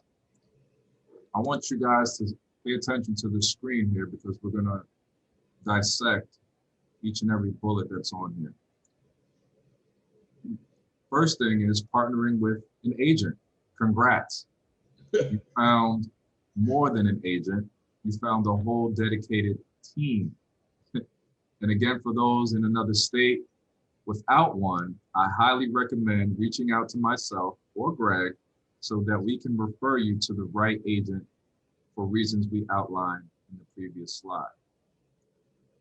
Next is pre-approval. The last thing you guys want to do is have me or Greg take you guys out shopping for a home. You fall in love with it, and guess what? You're not pre-approved. Guess what? It's a hot market. Cash buyers are all over the place, especially right now. So even though that prices are a little bit higher, money is still on sale. So Yes. you can very easily lose the home. Now, if you're a cash buyer, all the better. We love working with cash buyers. It makes the whole process a whole lot easier. But if you're like the rest of the 97% of buyers out there, you're going to need financing. So you definitely want to make sure you get pre-approved. You want to, if your credit ain't right, you want to go see Rose first so we can get your credit right. And then once you get that right, you want to go see Cody or some other type of creative financing so that way we can know what you guys qualify for so we don't show you property that you guys are not pre-approved for. All right. It's kind of like going to the car dealership and you only got $100 in your pocket, but you're over there shopping at the Ferrari dealership. You know what I mean? So you want to make sure that you guys know what you qualify for first. All right.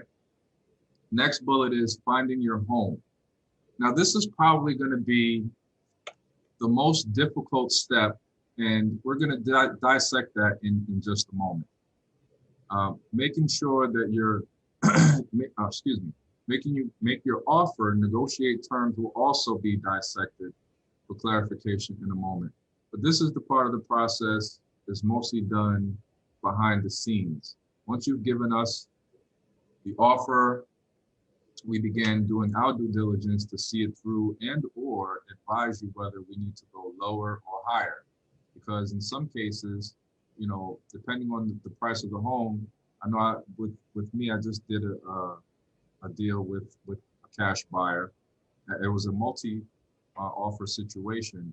So once you get yourself into those multi-offer situations, we need to basically ascertain whether we need to go higher or lower. If you have multiple people bidding on a property, and you as a buyer saying, "Well, I want to go low. I want to have the seller give me a concession," and the seller already has like 2 or 3 other cash offers, and you want them to discount the home, chances are it's not going to happen, right? So that's why, you know, we'll be able to ascertain that part, you know, when it comes to making your offer and negotiating terms.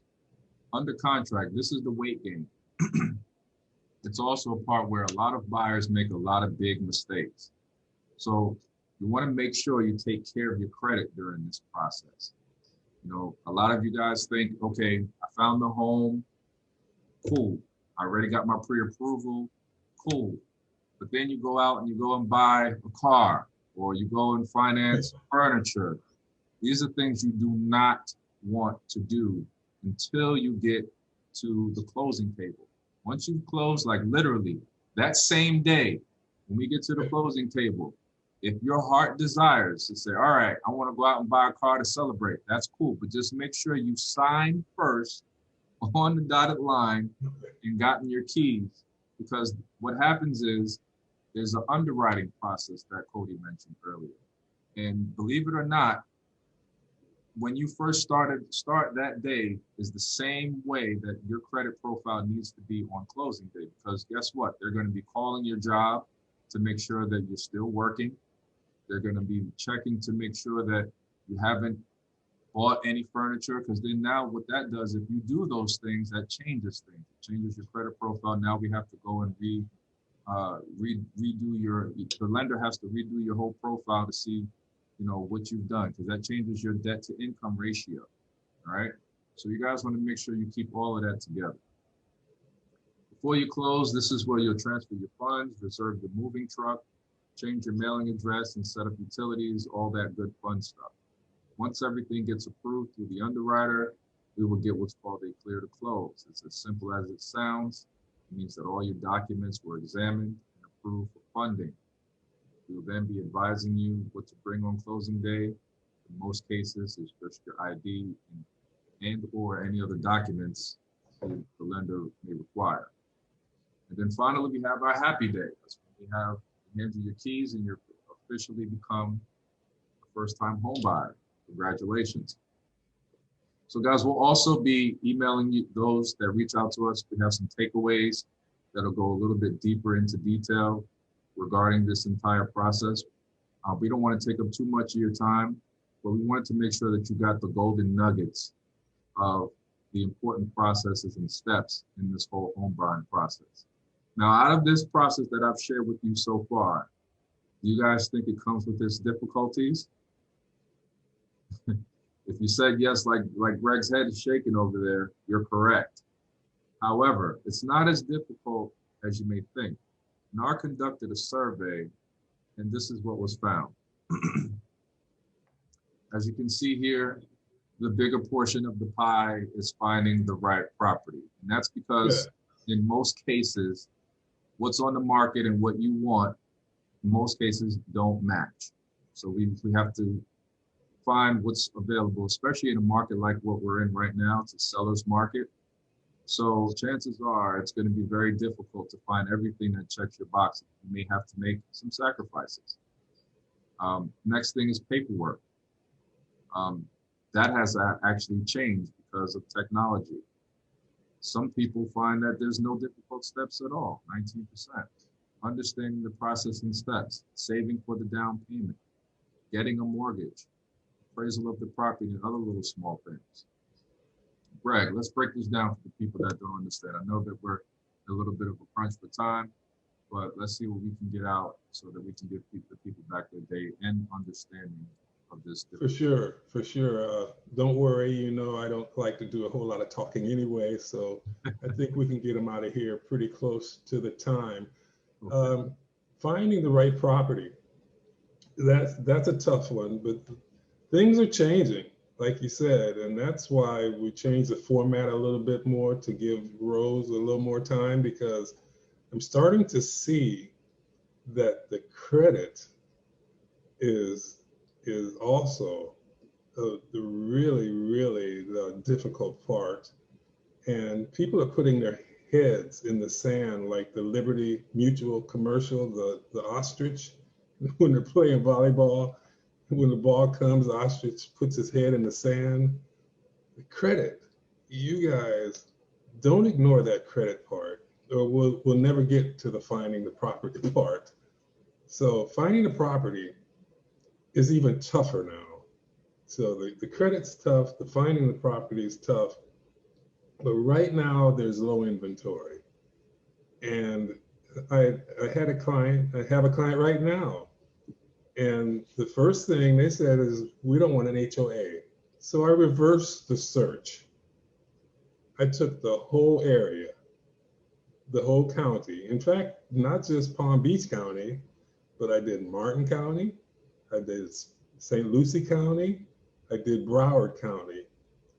And out of thousands and thousands of listings, there were 65 homes that did not require a homeowners association. So what does that tell you? You have 65 homes to choose from, and they're not even going to fit your requirement, because you want also a certain square footage. You want a 1-story, you want 2-story, you want waterfront, or you don't want waterfront. You want a mother-in-law suite. You don't want land. You want a small yard. So all of a sudden, out of those 65, you have 3 properties to look at with no HOA. You're looking for something that doesn't exist. That makes it difficult. So when you find it, then you want to look at it again. You want to bring your husband, you want to bring your wife to take a look at it, and then you want to show Aunt Louise via FaceTime how the property looks. By the time you've done all that, the home is gone. The home is no longer available. Why? because it's that perfect home that you were looking for. Unfortunately, it's other people's perfect home. By the time you can make a move, the home is gone. And you know what? You're going to get frustrated. And you're going to go, Greg, why can't you find me this home? And it's it's nothing that I can say. For one thing, you weren't ready to move quickly. And another thing, that the inventory is low. So be ready. Be ready. There's applications we can use other than Zillow to find you a home, and we're going to mention that quickly. And it's your first home. It doesn't have to be perfect. We want you to get started on your wealth building. We want you to get your dog in the race. We want to get your family out of this renting cycle. So your first home doesn't have to be perfect. Just find something, get in there and start building equity, and we'll be successful. Paperwork, as James said, it's become quite easy.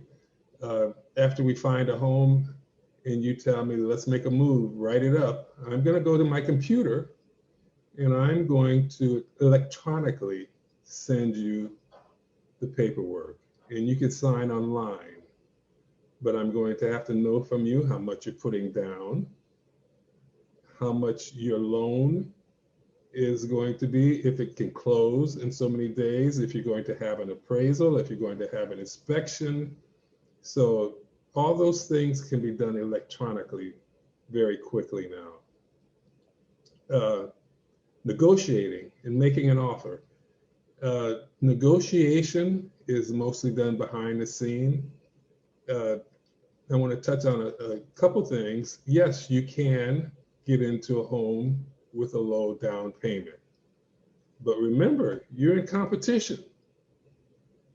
When a seller is looking at your offer and you're putting down 3%, and another buyer is putting down 20% because they don't want their payments high, they don't want PMI, which one is the seller going to choose? They're going to choose that solid buyer. So no, you don't need to have a big down payment, but save as much as you can to put down, just because the market is so competitive. We'll be behind the scenes negotiating for you, but we're going to instruct you how to present your offer in the best possible terms. James, take it away. All right. So, guys, for the interest of time, we're gonna cut this a little bit different. We have an app that we normally would talk about right now, and just to briefly go over it. What you guys want to do is go to or contact us directly. That'll probably be the best way to do that. Yeah. But we do have an app. Even on my link tree in my bio, I've made it really easy for you guys to just simply go ahead and download the app for, just for simplicity reasons. But let me tell you guys, it's a lot more accurate than Zillow and all the other sites that you might be using. It's directly connected to the MLS. And we also get to see, what you're looking at if you register your email and all that good stuff. And it'll just increase your experience with that. All right. So without further ado, we're going to get into our promise. We promise our group will work collectively as a team to ensure a smooth and seamless transaction from start to finish. We guarantee that each client will receive such an outstanding experience that you will want to recommend us to your family and your friends. We also promise to you that we're committed and passionate in providing exceptional service by being honest with you, by being loyal, understanding, and attentive to all your needs. We will make every effort to be proactive and always find a way. you have our personal commitment that we will do whatever is right to ensure your happiness and satisfaction. Nothing shall come before that happiness. All right, so I was checking the chat to see if you had any questions. We don't see any right now, but we will monitor that to see if any questions or comments were posted, and we'll make sure that we get those answered for you. Feel free to reach us directly either way. Just as a bonus for anyone that has watched this entire webinar, each attendee will be entitled to our webinar, exclusive webinar package, to a $200 closing credit, courtesy of myself and Gregory Holmes, a $150 closing credit from Jason Cody Barnes, and 2-month credit strategist services from Rose Allure Lewis. Just simply let us know that you watched the entire webinar and we will honor this package. All right. We're going to give you back your Saturday. I just want to send a special shout out to my co-host here, Greg. I really appreciate you. We've been doing this for over a year now. Yes, awesome. A year. How about that? All 4 of us, Greg, Jason, Rose, I really appreciate all of you that we've maintained the consistency of delivering this valuable information every first Saturday of the month, whether 1 person, 2 persons, however you show up. Whoever is willing to listen, we really appreciate you watching this. We hope that you take away some kind of value. And if you did, just as Rose mentioned in her section, put it in the comments, send us a message. It's a compliment to us, so we know how that we can continue to deliver this valuable information each and every first Saturday of the month. So we want to thank you for taking the time out on this day, and be safe out there, guys. Go out there informed, knowing how to buy your home. Make sure that you're following what Rose taught you with credit. You're following what Jason Cody Barnes taught you with the loan process. And you've hopefully got some good nuggets from what myself and Greg have taught you about how important it is to use a realtor. I'm going to open up the floor to my co-hosts to, let them say their outro. But thank you guys. I really appreciate you joining us. And we'll see you guys on the next first Saturday of the month. Tell a friend to tell a friend. And we'll see you guys then. I don't have much to say except thank you. Thank you to the people that are listening. Thank you to Rose. Thank you to Cody. Thank to you, Jay. We really appreciate you taking your time out and looking at the replay.